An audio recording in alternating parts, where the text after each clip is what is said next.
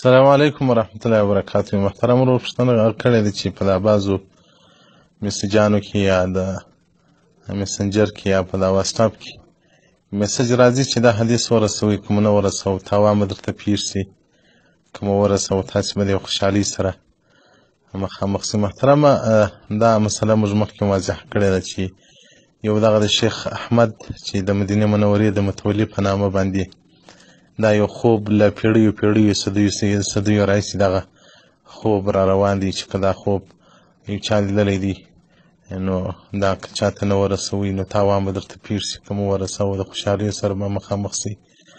او دغه رنګه دا بعضې په دا میسجانو کې ماته هم کله کله راشي قسم یې کړي.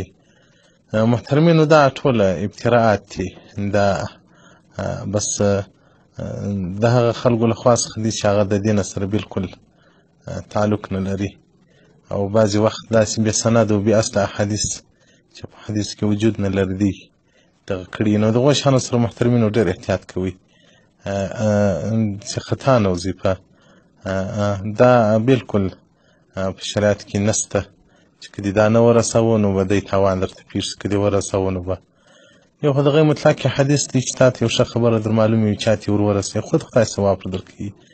دا چې هم قسم کې کړی چې تا دې قسم په خدای ته یې ورسوه، دا شیان د دې سره ډېر ځان په احتیاط کې کوي. ما یا بل چا تاسو ته وایي او که چا درته راواستول ډیلیټ ویست دا اصل نه لري، دا بس بې بنیاد خبرې دي، دا خرافات دي په دین کې، بې بنسټه دي، اصل یې نسته.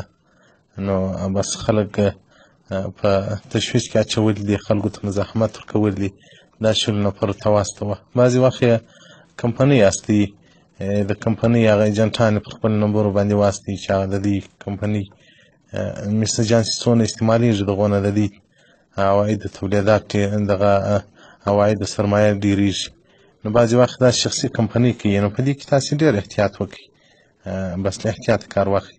ما پر دغو میسجانو ما پر دا بعضو خوبنامو باندې چې تېر نه وځئ، دا بس بې بنسټه او بې اصله خبرې دي. والسلام علیکم ورحمت الله وبرکاته.